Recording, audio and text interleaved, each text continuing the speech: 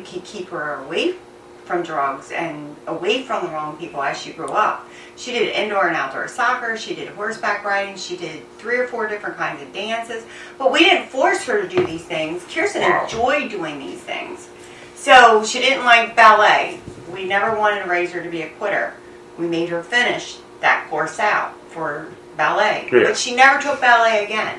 She took hip hop, she took tap, Wow. So it all started. She was managing a steakhouse, and they had, it's called what is that place? Bob and Buster's. Dave and Buster's. Dave and Buster's. It's kind of like that, but they have their own game. Are you cold? No, I'm fine. Okay. So she ran it.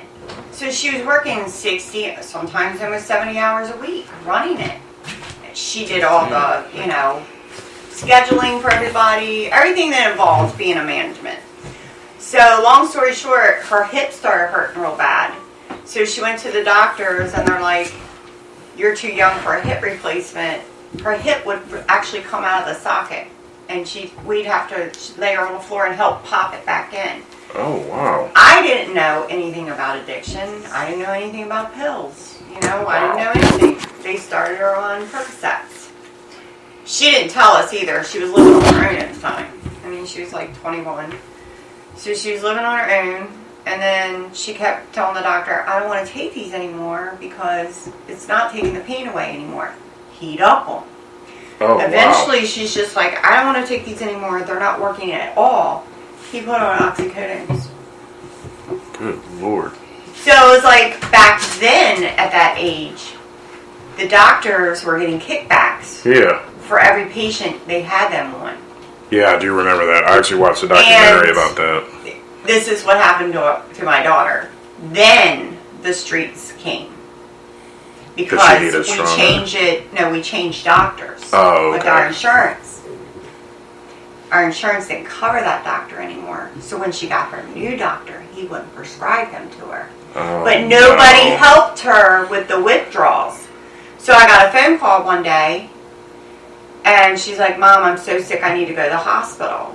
I can't drive. So I went and picked her up. It was wintertime. I said, Kirsten, why would you come outside with your hair soaking wet? Why didn't you blow dry your hair?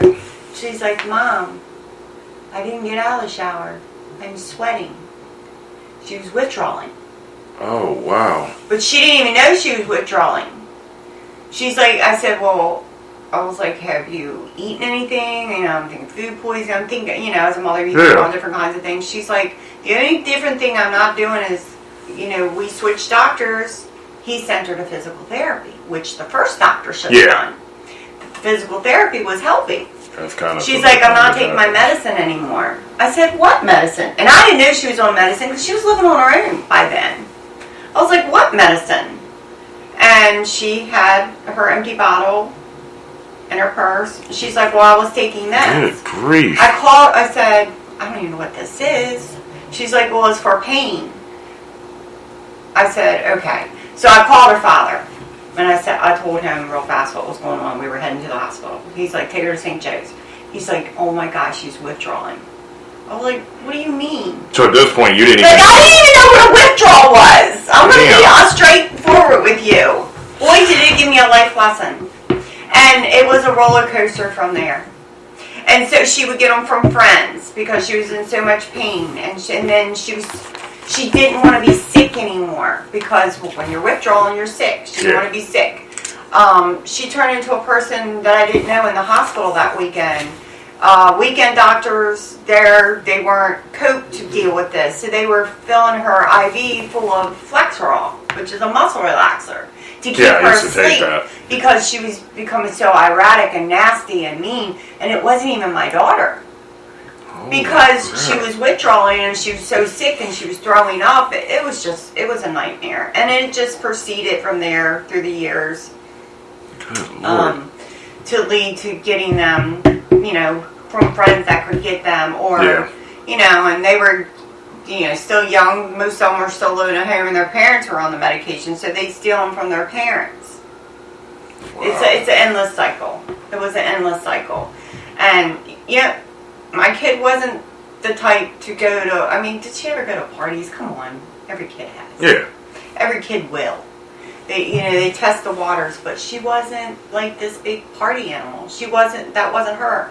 If she went to a party and had a beer, she didn't even finish it. She wasn't a drinker because her dad was an alcoholic. Oh, wow. So she knew that ran in the family. So she didn't want to be in that. I'll never forget her laying on my lap, bawling her eyes out, saying, "Why am I like this? I don't want to be like this. I just want to be normal. I want to feel normal again." Was it more for the pain? Was it more of just it for was the pain? for the pain when she started with the doctor. But, after you take it so long, you become addicted to it. Your body becomes addicted to the pills. And this is what happened to her. I think by the grace of God, it's going to coming up in next month, January. By the grace of God, just my faith in God has got me through Kirsten's death. Because if I hadn't leaned on him, I wouldn't be here. I would not be here. I know I wouldn't. How long's it been? It'll be 3 years in January. January 17th. We'll be right back.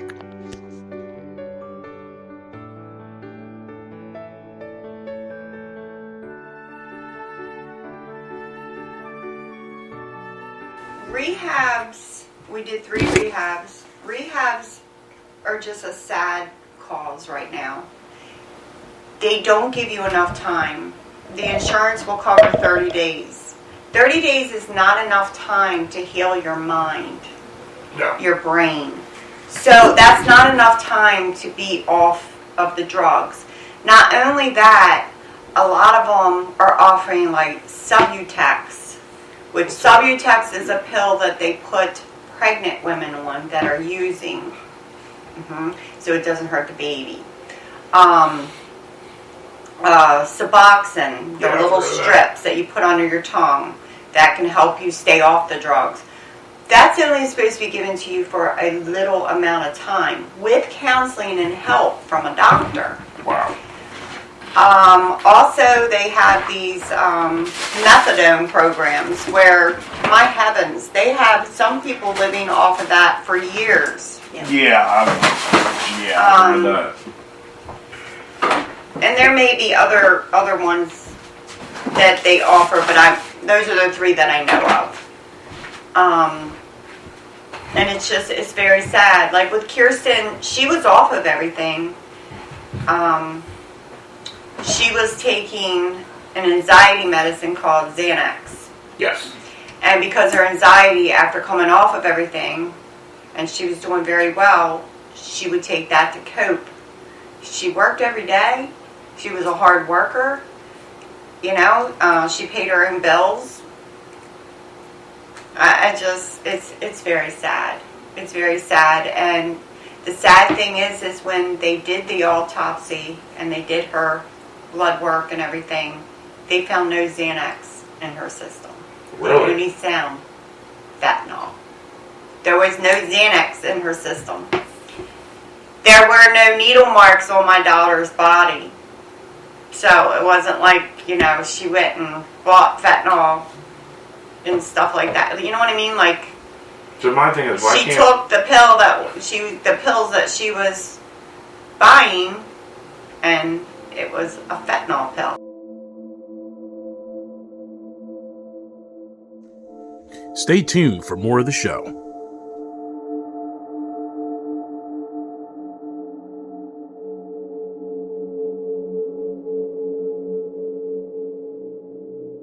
They used to have the program, what was it called, DARE? Yeah. I want to name I another. was a part of that back then. Right? Smokey the Bear and everything. I remember when I was a kid. I think we need to re-educate the schools because of the epidemic of the fentanyl that's coming through. You know how people say you have a bucket list? Mm-hmm. I have a bucket list of people I want to meet. And it's long. I want to meet Trump. I want him to know my daughter's story. I want to meet, as they call him, the Iceman, Border Czar, whatever his name is. I definitely Tom. want to meet him. I want to meet Tom. He's stopping this fentanyl from coming over the borders. I want to meet him. I want him to know my daughter's story. Because Kirsten mattered. Kirsten mattered. She wasn't some, street junkie or anything. She mattered. And I hate that word, by the way. And I can't believe that I've said it that many times on this podcast already. Junkie. The reason I'm using the word today is for the fact that that's how I feel my daughter was looked at. They knew nothing about her. She had 4 detectives on her case, and not one of them has done anything about vindicating my daughter's name and her death. I want to meet Elon Musk. I do. Yeah. Because I want to meet Bobby. He's out there wanting our health system to be better. Part of that health system is all the medications they're putting out there that people just don't need. Yeah, I agree. Some need, like cancer patients and stuff, for pain and everything, but there are other things that could have been done for Kirsten. Her second doctor, because we changed insurances, what did he do? He sent her to physical therapy, which helped her hip. The first one didn't send her to physical therapy. He just threw her a bunch of pills and let her go on her way. She didn't ask for those pills. He gave them to her. And then he catches, when she said she didn't want to go on, take them anymore, they weren't working, is there something else we can do? He would up the dose. And then when she said she's just done with this, he puts her on a different medication, which was oxys. No Tylenol in them, by the way. Pure. No Tylenol. Pure. So she had a high tolerance by then. Was my daughter an angel? No. Guess what? No child is an angel. All our kids do wrong things. But she didn't go out there seeking this at the beginning. She didn't seek this. It was brought to her by a trusted doctor. And then it proceeded from there. And by then he had already had her hooked. And at that time, So they need to look at, what these doctors are dishing out. I know they've become stricter now, but it's a little late for my daughter, isn't it? It's a little late for her. Example, Mama. A little late. I'm going to keep this recording because I've told you about this already. Did you know remember when Vicky was having knee problems with when she was pregnant with Liv? I think she was like 7 months pregnant. I went to the doctors first for my knee. And I was going there because I needed some type of muscle relaxer that said, hey, can I get that? They were like, no, we don't want to do that, blah, blah, blah. And I was like, well, I'm a patient that actually needs it. Tylenol and ibuprofen aren't helping. So Flex Rolls were helping at the time. The next day when I took her to the doctors and she told them about her knee, 7 months pregnant. And Vicky asked, hey, is there any medicine like a stronger Tylenol or stronger ibuprofen I can take? Doctor tells her, well, we can give you oxy. I shit you not, you can ask Vicky about this. No, I looked right at Vicky and we looked at each other like, wait, what? So the doctor left the room and Vicky was like, hold on. So you have a legit reason why you need it, but they won't give it to you, but they'll give it to a woman who's pregnant. So this is what we did. So the doctor told me and Vicky that if that we can give you 10 milligrams of oxy, but we would have to keep your child in the hospital while it's born for 2 weeks to make sure the baby doesn't have withdrawal. Vicky told them, fuck no. I will. Vicky went those 2 last months on Tylenol and ibuprofen. When I was pregnant. Ask her about that too. When I was pregnant. Is this Franklin Square? Yes. Yes. When I was pregnant, they didn't even want me to take Tylenol. Really? Yeah. When I was pregnant with Kirsten. Wow. And she was born in 91. So back then, they didn't even want me taking Tylenol. So look how far they've come. It makes you wonder, because I guess doctors, like, I watched the documentary. I love watching documentary. That's how I learn a lot. Yes. I watched the documentary, I think, well, if you get the chance, I can't remember what it was called. It was a documentary on, you ever heard of American Greed? No. It's a show, I think it's on Peacock. They had an episode where how the epidemic started. It was because people realized that they could get money fast. So there were people that were faking that they were doctors, buying doctors' offices, and literally selling it out to the drug dealers for them to distribute it out to all their customers. It's a $1 billion industry and it's still going on now. Well, I want it taken down. Yeah. Because of them, my daughter is dead. Yep. Because they let open the border, my daughter is dead from fentanyl. Yep. Which she thought she was taking Xanax for her anxiety. Now, did we seek doctors for the Xanax? Yes, we did. But because she was an honest person and told the doctors the truth, when they would try to write her a script for pain or something, she would tell them, I cannot take oxycodone. I cannot take Percocets. I've had an addiction problem. She was flagged in the computers. They flag you in the medical. Really? And so it was already up on her because she told the truth. So everywhere we went to see if we could get something done for her anxiety, nobody would prescribe to her the Xanax, or maybe even something a little down, what do they call it, Klonopin or something for your anxiety. They wouldn't prescribe to her. So she took care of herself. Because where do you go if you can't get it from the doctor? They go to the streets. Yep. They go to a friend, which she didn't go to the streets. She went to a friend, which is a drug dealer. She called her friend. He was not her friend. I told her. He is not the same person. Once you start selling drugs and you see that big money, you start stacking your money, as the drug dealers say, I'm stacking my cash, I'm stacking my money.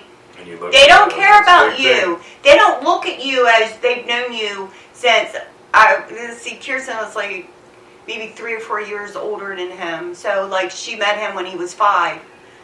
They don't look at you as when you grew up as together. No. They don't look at you that way. They look at you as another number, or another phone number that they can dial. Hey, you need anything? You need to re-up? Whatever. Do you notice too when somebody dies from an overdose fentanyl that they end up getting more customers because they realize how strong it is? I've heard that. And I've seen that a lot. I've heard that. I'm like, so you just saw somebody die that you knew and loved, but you're like, oh, well, that means this shit is good. Like, yeah, it's the truth. I've heard that. It's sad, but keeping on that topic that you're talking about, this whole fentanyl and border stuff, like you said about the schools earlier, they're spending more time educating kids on things that they don't need to know about, instead of teaching them workshop, how we used to do back in the day, teaching them, hey, this drug is bad, hey, don't do this, don't do that. Now, I got to worry about him learning 2 different curriculums. Like I said, I tell people and everybody know on the show, I don't care if you're gay, I don't care if you're transgender or whatever, just don't push your shit on me. That's all I tell people. Why are they spending more time teaching kids about this type of crap? Instead of at 2 years old. I agree. You can't drink, you can't do drugs, you can't go in the military, you can't drive, but you're going to allow the Senate the other day, this past week, was in Congress at the Supreme Court, as far as allowing children at age 8, instead of them being at age 8, once they start feeling like at 2 or 3 years old that they are that they're starting to go through early puberty, that means that they're ready to change their gender at 2 years old. Yeah. A 2-year-old doesn't even know how to freaking read yet. This is I watch. Most of them don't even parents. know their ABCs yet. Nope. You know? And That's around the time I started Kirsten. It teaching her bothers me ABCs. because Oh my goodness. politicians have lost touch on this particular topic. They've lost the connection with the community. They don't know what's going on in their own community because they don't bother to look. The only thing they care about is their money. You've seen it with the whole Democrat Party, and I'll say it all day long. I will never, ever vote Democrat because the Democrat Party of today is not the Democrat Party of what we grew up with. No, they are not. We are at the point now in our society where people are starting to wake up and see it. People have already seen it. You have the news that will sit there and tell you, oh yeah, today Biden's son did this, but it's false information. If it's false information, why do you need to pardon somebody for so long back, knowing that this guy's doing drugs, knowing that this guy's doing all this stuff that we've seen. This is the stuff that we've all been trying to fight against. But they push it. They're pushing the drugs. You don't see... You notice the guy that Iceman or whatnot, who... Tom, with the border. That he's been pushed, he's been preaching it in the Senate. Fentanyl is coming across, guys. We gotta stop this. We gotta stop it. We gotta stop it. They didn't care. They don't care. My daughter's dead because they don't care. And this is what I try to explain to people when it comes to politics. Guys, stay tuned for the rest of the final portion of the show with my special guest, Sherry. Click with the first counselor. Yeah. You might not click with the second one, but the third one might be, game on. Yeah. I do want to announce that January 17th, I will be doing my podcast. It is going to be named Kirsten's Mama Dukes. Kirsten used to call me Mama Dukes since middle school, and I have decided to name my podcast Kirsten's Mama Dukes. That's awesome. And we should be airing the first podcast January 17th. I chose that date because that is the day that my daughter passed away. And I'm still trying to get everything together to get it started. So. Yeah, and you'll trust me, you'll get there. I'll make sure you get there. Alright guys, thank you so much for tuning in today. We have a lot of content for you guys. We're going to break all the content down into sections for you guys so that way you guys can hear different things. Guys, like I told you guys anytime we do these shows is that at the end of the day, it's up to you what you decide to do for the future. You can mope, you can cry, you can do whatever. But sometimes it takes for you to actually get out there and do things for people to be able to cope with what you're going through. Because even as being somebody that was addicted to oxys and stuff, and thankfully to God that I didn't have to, that I'm still here today.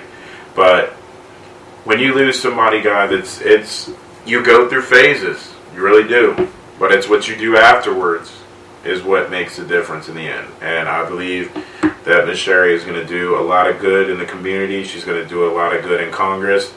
And personally, I'm going to do what I can to make sure that happens.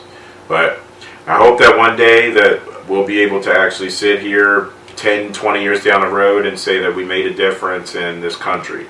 And if we can make a change in this country one day at a time, then that's what we are going to do.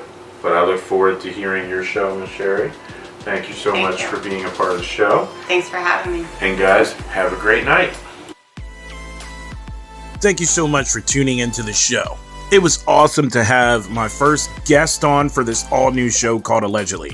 Now, guys, we told you before that Allegedly is a show where people tell their stories, and it gives you an opportunity to be able to do research on it to possibly help to bring justice to these families. Some of the topics that we'll be talking about on Allegedly has to do with family, has to do with friends, has to do with all the things that are going on in the world today.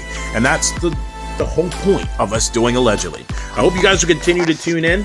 My guest tonight, Miss Sherry, great to have her on the show. She starts a new podcast coming January 17th, and it is called Kirsten's Mama Dukes. And I'm excited to hear what she's going to be doing, and I'm excited to see where this show goes. Guys, make sure you tune in every week to get a brand new show where we're going to hit topics, guys, that people don't want to talk about. But I am tired of being censored, and I'm tired of everybody trying to make me shut down. This is not going to happen in this series. This series, allegedly, we're going to keep this going, and we're going to have a lot of guests this season. No more sitting back and allowing censorship to stop us from talking about the facts and the truth and the things that are going on today. Guys, I hope you continue to tune in. Thank you so much. I'm Stan, aka Savage. Thank you so much for listening to Allegedly. Have a good night.